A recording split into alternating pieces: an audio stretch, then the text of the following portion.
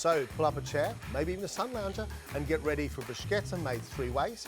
Beautiful beetroot and goat cheese risotto, quite a showstopper, and ratatouille with fish and tapenade. I'll be making my favourite Italian dessert, tiramisu. Grab your passport, and I say, let's get to the men fast. A plate of bruschetta is a beautiful thing. Toasted bread, rub with a bit of garlic, maybe some tomato, basil. So we're going to take all those bits that we really love and also add to it some variety and make it really impressive. Yeah, and very delicious. And the thing is, the first thing you've got to start with is the bread. The bread is all important. And I'm going to ask you for something I never usually ask for, Lisa. Garlic? Yes, please. Can I have 2 cloves of garlic peeled? Cut the bread. Get yourself a grill plate, and the easiest way to make sure your bread is toasted and it's grilled, just cut it a little bit on an angle, not too much, not too thick. You want to keep them quite thin. These should be bite size for me. You can make bigger ones if you want, but these ones we're going to make into little bite size because we're going to do different ones, different toppings, little things that taste good. But the bread is all important. It's the thing that soaks up all the olive oil and the flavours of the sunshine and that of the med. So the best way to do it is to take your bread and simply rub the garlic clove on the bread. So what it does, it just gives it a whisper. Could you pass me the olive oil, please, lovely Lisa? I can. And that then, I'm going to toast those. We're going to make different bruschettas.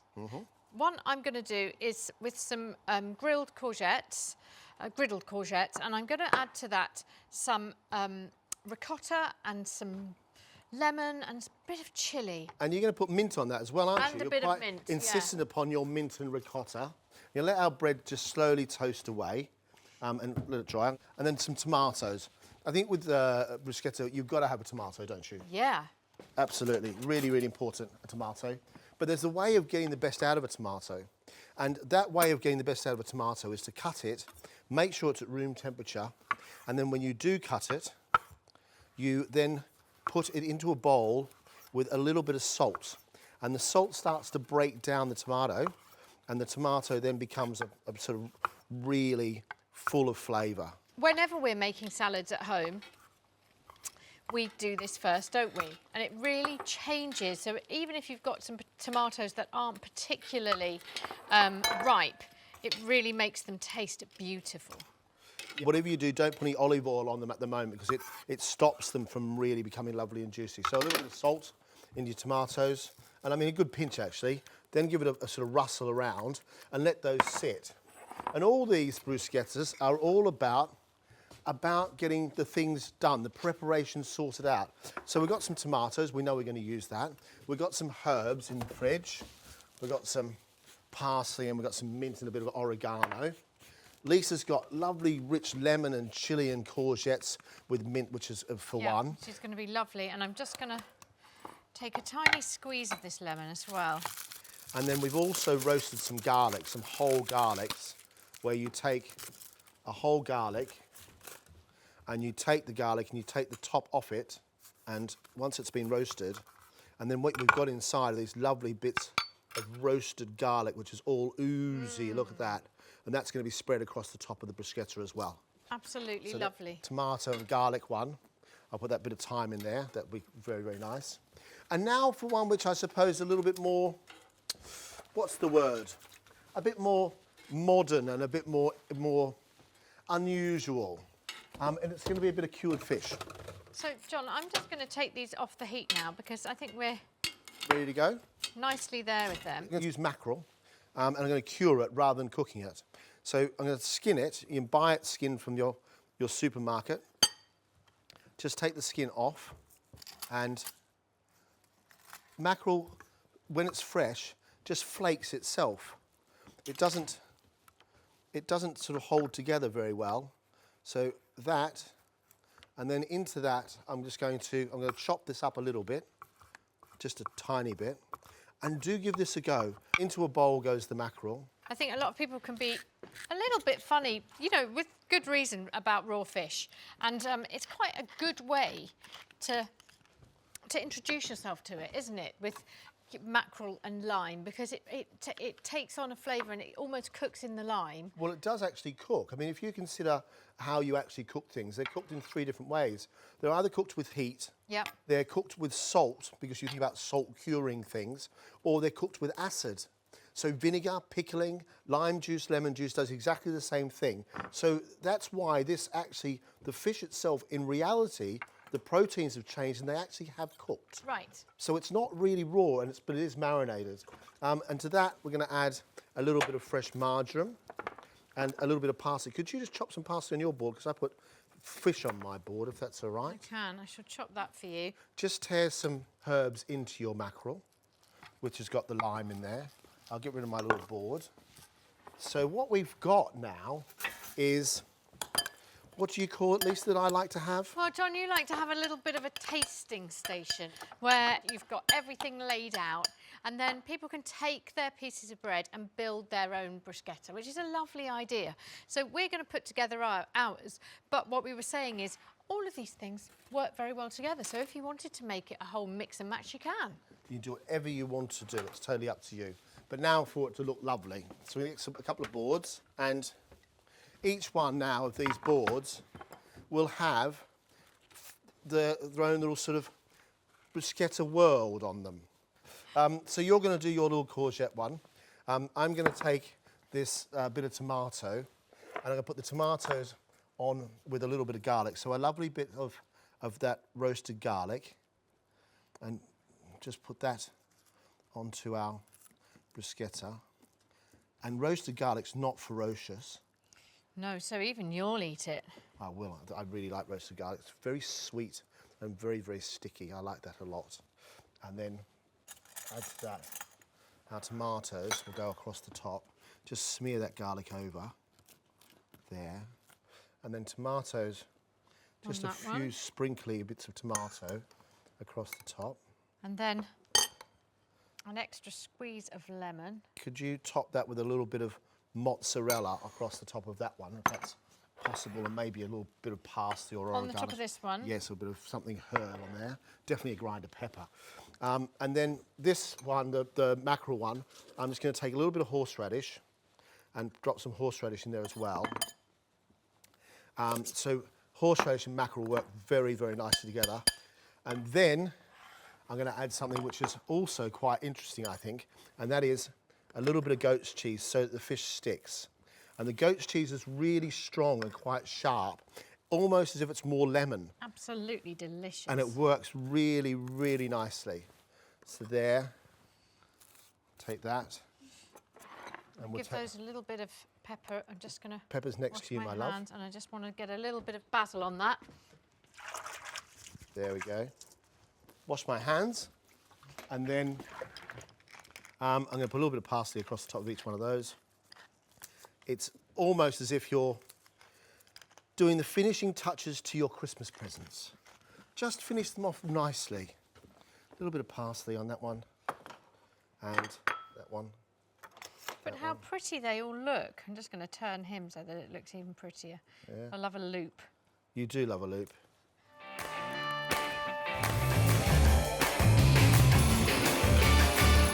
Risotto is one of those delicious, comforting dishes, and there are so many different ways to make it. Mushroom, prawn, chicken, etc. But they are sort of quite beige, and this one is a real pop of colour because I'm going to use beetroot. So into a pan, I've got the heat on, and I'm going to add some oil and a little bit of butter and some onions that I've chopped. And you want a good whack of butter. Yeah. And these are just going to soften nicely on a nice heat. While they're softening, could you get me out of the fridge some beetroot juice, please? Yes. Beetroot juice, and then you've got some stock. Yeah. Stock. So vegetable stock or chicken stock, it doesn't matter. Stock into there, and the whole of that beetroot juice, the whole bottle. The whole lot, and then beetroot juice. Yeah.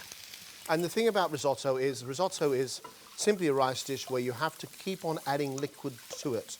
You can't just pour all the liquid in, because as the warm liquid and the rice come together, they make this lovely porridge. And as the rice starts to move around, the starch starts to come off it, and it thickens itself. But you want the rice to be cooked all the way through to the middle. I'm softening my onions. I'm going to add just a little bit of garlic. A little bit of garlic. I'm only going to do 1 clove. Do you want a Lisa-sized glass, John-sized glass? For that, probably... Too late. Look at the size of that. It's the weekend. Let's be fair. Let's be fair, it's the weekend. So I'm going to grate in my garlic. And with the stock and the beetroot juice, you don't want it to boil. You want it just to tick away nicely on the heat. It's just warming it up. My rice, my arborio rice, please. 350 grams of arborio rice. Yeah. Which is interesting. It's short grain rice. You can't use pudding rice.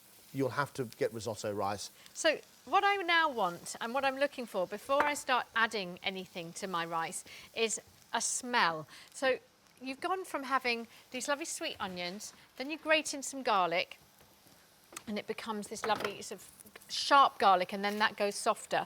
And then I'm just going to add a tiny bit more butter, actually, because what I want to smell and what helps that smell come along is a little bit of butter, and the rice becomes almost nutty and toasty. And like a biscuit. Yeah. And once you can smell that smell, which we're almost there on, it's time to then add the wine. Okay, so you're going to add the wine. What do you want to be done with these little beetroots? Right. So the other thing that I think... Whoa. A little bit for me. And that wine's just going to reduce down, and that adds another layer of beautiful flavour. But you want to cook out the sharp alcohol. Exactly. Don't leave that. So what will happen is when you put the wine in, or it'll be almost like lemon sharpness on the back of your throat. What you want to do is when you inhale it, you want it to become more sweet, when the sweet sort of biscuit of rice and the wine mix together. And once it goes softer, we then start the process of adding our beetroot and stock. What I find with risotto, and I don't know, I think a lot of people are the same, is that it's all quite one texture, and that annoys me. I want to have different textures when I'm eating, and so what I do with this is I add cooked beetroot that I cube and put through it, and I'm going to do a little fried goat's cheese ball. At what stage do you know to add that beetroot juice, though? So the wine has pretty much reduced. And it's almost becoming porridge-like in its consistency. The rice is holding together, and then you're making it wet again. Is that right? Yeah. So I'm then going to do ladle at a time. And let it simmer quite quickly. Let it simmer. So it needs to be quite quick. It doesn't want to be too slow, but it doesn't want to be overboiled. You don't want to boil the love out of it, as John has told me. So beetroot you want chopped up. I can see we've got tarragon as well. We have, which is another lovely flavour together. So you want quite a bit of tarragon. That's lovely. That's fine. Is that enough? Yeah. And do you want that chopped or just torn? Or you can just tear it because we're just going to put it in at the end. As soon as your risotto, as soon as it has absorbed the first ladle of beetroot juice, you just add another ladle and you keep stirring. And it does take a while. It takes a good half an hour. And you don't want to do it too quickly because otherwise all of that liquid will absorb, but the rice won't be cooked. And there is a fine line between being nutty and having a bite to it or being raw and crunchy. Yeah, exactly. So on top of this beetroot risotto, to add a little bit more vibrancy, there's going to be little deep fried goat's cheese balls. They're optional, but they're just a really lovely accompaniment for the sweet beetroot, because goat's cheese is quite sharp. Yeah. And it's quite acidic, and it just helps. We got the pickled beetroot and the sort of sharpness of the goat's cheese. And also just remember that you're stirring this, gently stirring it, making sure it doesn't get stuck to the bottom of the pan, making sure that everything gets absorbed nicely. It's quite therapeutic, I think, risotto making. Right. Yes? I'm just going to leave that for a second, and you could stir that for me, actually. Right. So I've got a soft goat's cheese here that I'm just going to roll into little balls. Now we're just going to pane them. So our little balls are going to be put into some flour. And if I was John, I'd have one dry hand and one wet hand. So coated in egg, like so, and then into breadcrumbs. It is actually very relaxing, isn't it? I mean, let's be fair about it. It's, you know, just stir your risotto and drink your wine. So these need to have a little time to sit in the fridge, because if you put them straight into hot oil, what they'll do is burst quite quickly. So I'm just going to leave them to set a bit. And I've got some here that I made earlier, and they'll be ready to go. So what's really interesting about this now is that it's changing into more of a thicker porridge mixture with less of that rich liquid, because it's taking up all that liquid. But the rice is starting to expand as well, and the rice is becoming more prominent in the dish. So I'm going to hand the balls over to you. The ball's in your court, John. The balls are in my court. I've got a pan with some oil in it, not too much. Please be very careful when you do it. So I'm just going to drop these in, and they're just going to sit and fry. And I'm just going to cook about 3 at a time or 4 at a time, so the oil doesn't go too cold. And they do just fizz nicely, and they will crisp on the outside. And as Lisa says, as long as you put them into the fridge, they won't explode straight away. Yeah. As long as they've got a nice bit of colour on them, they'll be fine. There we go. There we are, look. Very nice little sort of, just a crusty around the outside. The goat's cheese in the middle, which is melted and soft. And they're going to go on top of our lovely risotto. Yumbo. How much grated cheese do you want, Marisa?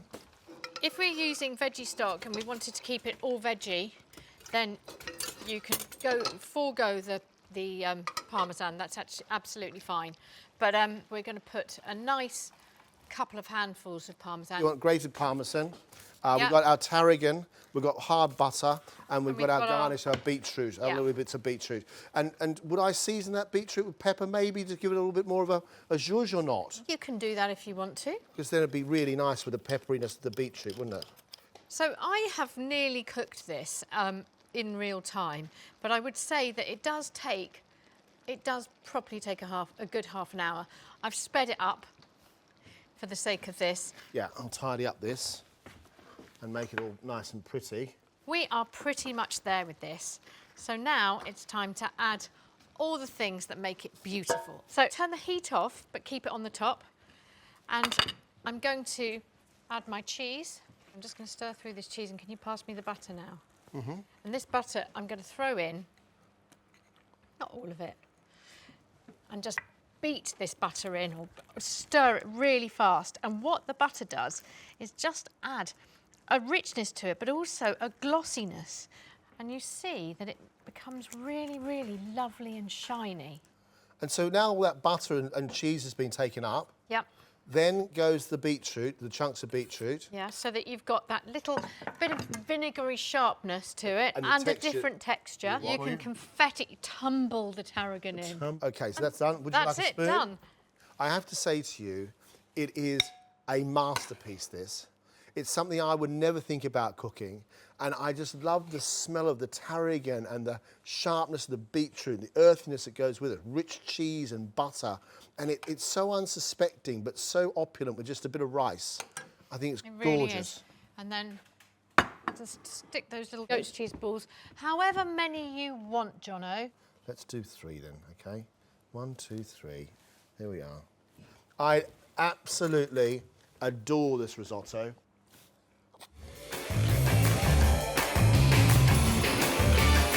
We're going to start with doing a French ratatouille. And ratatouille has various versions, but we're going to be using classic ingredients of tomatoes, onions, courgettes, and aubergines with some peppers and garlic.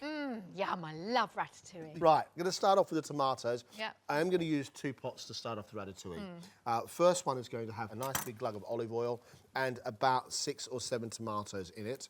The other pot, we're going to be cooking courgettes and peppers and garlic. OK. You can do the garlic and the peppers and the courgettes. Just chop the tomatoes into quarters or eighths, decent-sized hunks, and they're going to go into this pan with a little bit of salt and pepper and a good 50 ml of olive oil. A ratatouille with all these fresh vegetables, will keep in your fridge for a couple of days. So you can make the ratatouille up first, but we're going to make this and then top it with some fish. So it is our one tray, one pot wonder. The thing is, though, that what we try and get the balance right is the right amount of wet to the right amount of veg. And that can sometimes be a bit tricky. It can. Because if you cook the tomatoes too much, then it becomes a bit thick and ucky. And if you cook them not enough, then it doesn't quite work. So into the pan, tomatoes. And this is why it's a summer dish. It's you know, it's one of those dishes that when tomatoes are ripe and wonderful, and you have a great big abundance of them, it's a lovely way to use them, isn't it? Wonderful way to use them.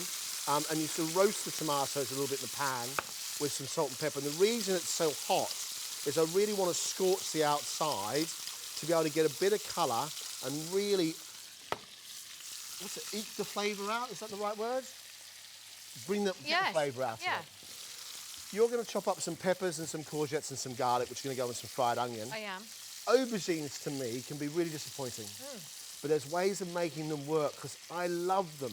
You love them. Love them. And so aubergines aren't tough, you take a saucepan full of hot water and you drop your aubergines into the boiling water and you let it sit and you let them cook for about 3 or 4 minutes. Not a huge amount of time, just enough to be able to take the edge off them. So we've got aubergines in our pot, tomatoes roasting in some olive oil, and then into the other pan, we've got onions, a little bit more olive oil,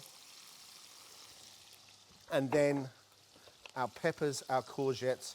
You haven't done the garlic. Well, I was just going to ask you about the garlic, because it's sitting there, desperate to be used. Yeah, well, this has got to have garlic in it. I'm going to just smash it, though, with a cleaver.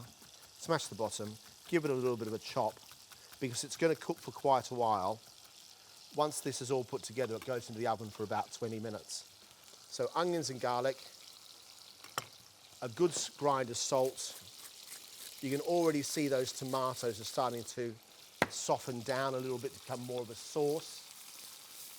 And this is one of those dishes, I mean, I remember in the 80s, when I was growing up, there was an abundance of ratatouille. It was one of my mum's favourite things to make.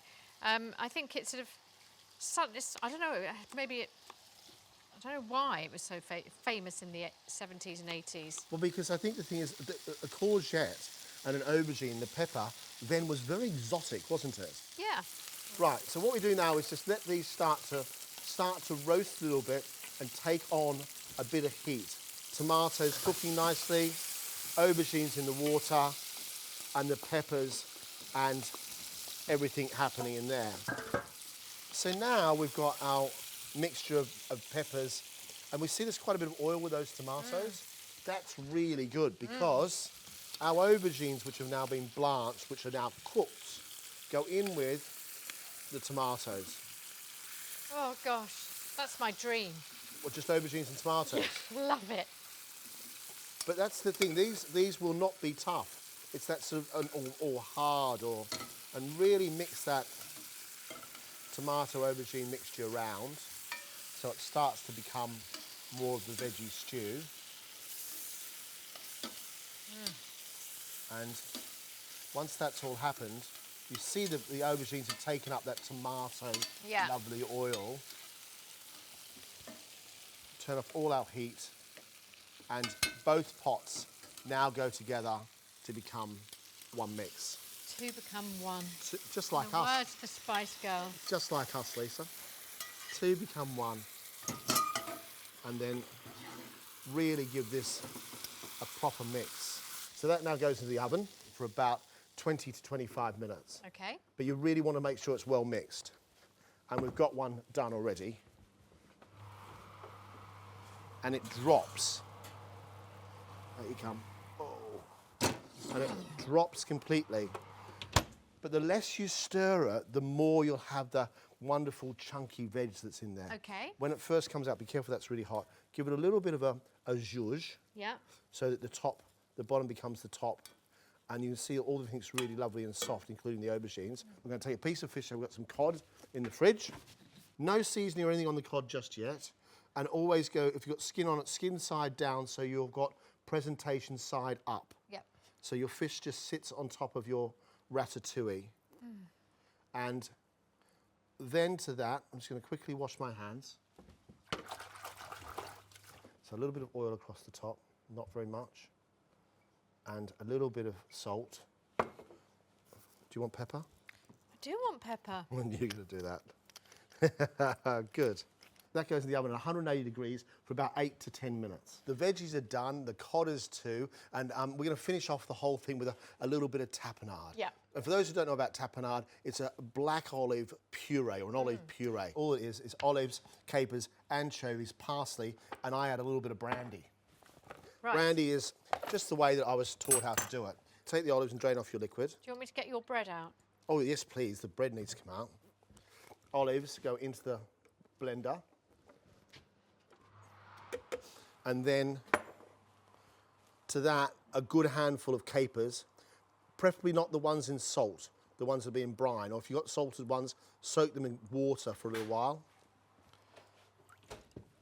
Cod looks delicious. And then Yeah, I'll take that. a couple of anchovies. The anchovies are the salt as well. So you've Or got, anchovies. yeah, those too. It is funny how I still, after all these years, still have these Australianisms. You know, it's been a long time. I've been in this country for more than half my life. Amazing. Do you know isn't that? it? Yeah. Frightening. Anchovies, and then a really good handful of parsley, stalks and all, and I mean a good handful. Yeah. And you puree it, and you blitz it. Come on, blitzy, blitzy. There we go. But it doesn't need anything to loosen it up a bit. Ah, there we go. A bit of brandy. Just a tiny bit of brandy. I'm on holiday instantly. There we I'm go. in a market somewhere in France. It's a lovely feeling, isn't it? How you can Really is. take it on a great journey. So we've got our tapenade ready to go. How's the fish, Lisa? Our fish is ready. Perfect. Look at this, Jono. And what happens is your fish, it sets and it starts to fall apart. If you push on it, down on it, it springs back from you. It doesn't sort of stay. If you push down on it and it stays in indentation, you need to cook a little bit longer. Yeah. There's also residual heat in here. So let it come out of the oven. It will hold for a good 10 minutes. There we are, boss. Thank you. I just always think, and I was taught by a lovely chef, not my husband actually, to always, at the end of cooking fish, to just finish it off with some lemon. So I've just rolled the lemons just so that it gets its juicier. I'm just going to finish off that fish. Then we've got our tapenade. There's one for each piece of fish. I was going to say one for me, one for you. We'll sit on the top there like that, and just sort of nicely across the bowl. That. There. Great for the middle of the table for everybody to sit around and just enjoy what they want. The problem, and it's not really a problem with tiramisu, is that it can take a long time to make a classic proper one. So this is a easy peasy quick one. Yeah, and I will sort of say there probably isn't such thing as a classic tiramisu. It's one of those things that was invented, wasn't it, really? Well, I had to make a really posh one, actually, for a show that I did 10 years ago that I actually won. And I had to make such a posh one with proper sponge and chocolate work. It's incredible. Fantastic. Yeah. Well, I don't know what that show was. So in this bowl, we're going to put some mascarpone, 250 grams of mascarpone, 600 mils of double cream. And just whisk that up. Whisk that together. No sugar or anything at the moment. No. And then what I'm going to do, I'm going to take instant coffee, a tablespoon of instant coffee, 50 grams of sugar, hot water, boiling water, and then about 5 tablespoons of Tia Maria. Or any other sort of coffee liqueur you like. Yeah. I mean, you know, that's what I'm using. So 2, 3, 4. And That's an extra one. And an extra one for the glass. Yeah. And then this mixture here, we want it to be thick like whipped double cream, don't we? Yes, we do. So we're going to whisk that so it's nice, sort of stiff peaks. Yes. And then we're going to divide it into 2 bowls. Yes, so one bowl here, again, is going to be flavoured with the the coffee liqueur. That's right. About 3 tablespoons. And 1 tablespoon of icing sugar. Of icing sugar. So that's out of the way. Yeah, and the other one is going to be flavoured with some hot chocolate powder and some milk. Just Mixed together. So you've got 2 different mixtures. Coffee liqueur and then this. And chocolate. So instead of using a sponge or making a sponge, I'm going to use sponge fingers. So half and half. Half goes in there, and the other half I'm going to put the chocolate mixture into. Yeah. Okay. So over these sponge fingers, I am going to pour this lovely coffee liqueur sugary mixture. The whole lot. The whole lot. You are so posh and decadent. And that will just take up that coffee. Really fast, because they're a sponge. Yeah, so already you can see it's nearly gone. So I'm now going to put this chocolate milk mixture into half of my cream mix. Yeah. And just fold that in. Yes. And I'll fold this one in. Okay. Look at that. That's instant chocolate. You've put a load of liqueur in this, haven't you? You told me to. I'm only doing what I'm told. I think it was more than 3 has gone in here. Oh, well. A John Turode 3. A JT3. We're going to layer up our little tiramisu. So all our chocolate goes on the first level. Right. Like so. Look at that. Nice. And just smooth that over. And then the rest of the sponge fingers go on the top here. So you've sort of got a wet level and a dry level. Well, yes, but they won't be dry and crispy because they just sit in the fridge for a bit and they... Yeah, I'll take that. Sure you will. Actually, I've got this one here, it's fine. That's the one you want with the booze in it. Stop it.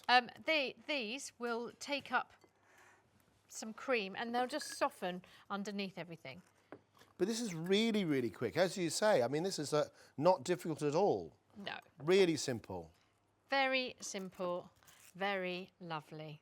Exactly the right amount of fingers. And then this goes across the top. Yep. A nice, good amount of the cream. And is there anything else to go on here? Yes, so now we're going to do a little sprinkle of drinking chocolate and then a shave of that nice dark chocolate.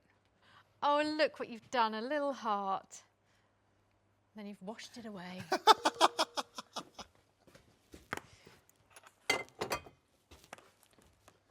So take our drinking chocolate, go over the top with this, and then if you can get that dark chocolate there, there we go. We've got that lovely chocolate all over the top of it.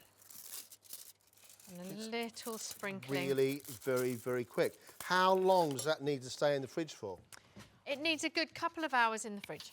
What a fantastic thing for the children to learn how to make. That is a perfect dessert. Obviously, the children won't be putting coffee liqueur in it. They won't be, no. No, you just use coffee and chocolate. Yeah. But you could do a non-alcoholic version. Yeah, and a decaf version if you want to. Just, I mean, so easy, so wonderful. It's been a really lovely, lovely day. Yeah, I've loved our taste of the Med today. I've had a great time. And now, what's the worst part about going on holiday? Oh. When it comes to an end. So we're going to pack up, sadly, but we're going to go and tuck in. We are. See you next time. You have a lovely week.